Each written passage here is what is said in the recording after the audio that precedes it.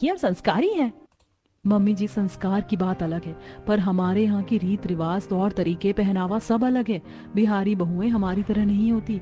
उनका कल्चर अलग, उनकी बोली अलग, उनका रहन सहन तक बिल्कुल हमसे मेल नहीं खाता। बेटा, अब इसमें मैं क्या कर सकती हूँ? तेरे पापा ने तो बिना किसी से पूछे रिश्ता पक्का कर दिया है। मम्मी जी देखिए, मैं आपको साफ बोल रही हूँ, बाद में अगर कुछ गड़बड़ हुई तो लोग कहेंगे कि बहुएं मिल नहीं खा रही थी। मुझे डर है कि ये दोनों बहुएं घर में घुल नहीं पाएंगी। मैं समझ रही हूँ, पर तेरे पापा जरा जिद्दी हैं, जो ठान लिया है वो करके ही मानते हैं। आपने तो कम से कम एक बार उनसे कहा भी नहीं। अरे कहा था, पर बोले रीना बहुत सोचती है, औरतों को बस बोलने की आदत होती है। रिश्ता तय कर दिया है तो पीछे हटने की कोई जरूरत नहीं है। मम्मी जी, आप जानती हैं ना हमारे घर में लोग कितना ध्यान देते हैं इमेज पर।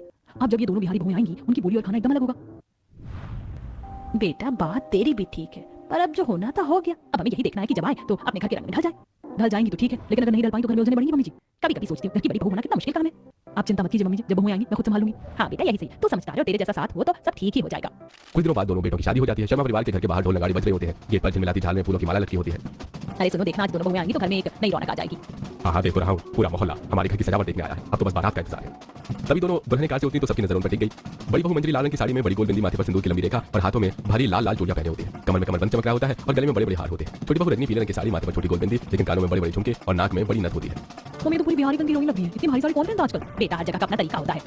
मंजरी पाँव से चावल के कलश को पैर मारती है। लाल रंग के पाँव के निशान घर के फर्श पर पड़ जाते हैं। अरे दीदी देखी ना, हमारे पैर का निशान पूरा घूम के बन गया है, तो घर में लक्ष्मी रहा। हाँ बबुनी, अब तक का पूरा घर हमारी है। उनकी हंसी इतनी तेज थी कि सामने खड़ी जेठानी रीमा ताना देते हुए कहती है, वाह भाई, अभी तो घर में घुसी हैं और अब से हमारा घर कह रही है। सास रीमा की ओर देखकर इशारा करती है। रीमा, आज तो शादी का दिन है, कुछ मत बोलो। अगले दिन सुबह से ही आंगन सास दोनों बिहारी बहू मंजरी और रजनी को अपने पास बुलाती है और पहली रसोई के बारे में बताती है।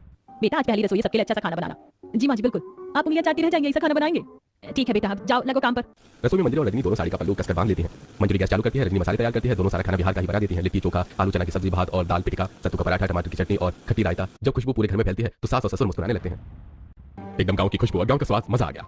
सब लोग डाइनिंग टेबल पर बैठे होते हैं। रीमा जेठानी ने धीरे से चम्मच उठाती है और लिट्टी का एक टुकड़ा उठाकर चेहरे पर बनावटी मुस्कान दिखाते हुए, हाँ ठीक है, थोड़ा ज्यादा सरसों का तेल है बस। भाभी, आपने इतना तेल क्यों डाला? हमारे यहाँ तो हम ड्राई फ्रूट खाते हैं।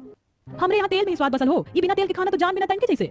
सबके चेहरे पर हंसी छूट जाती है, लेकिन रीमा के चेहरे पर चिढ़ापन दिखता है। पहली रसोई में इतना स्वादिष्ट खाना, अरे बेटा बहुत बढ़िया बनाया है तुम दोनों ने। तीसरे दिन घर में मुंह दिखाई का फंक्शन होता है। आस पड़ोस की औरतें आई होती हैं। वाह, कितनी सुंदर बहुएं हैं, थोड़ी ज्यादा सची है ये तो।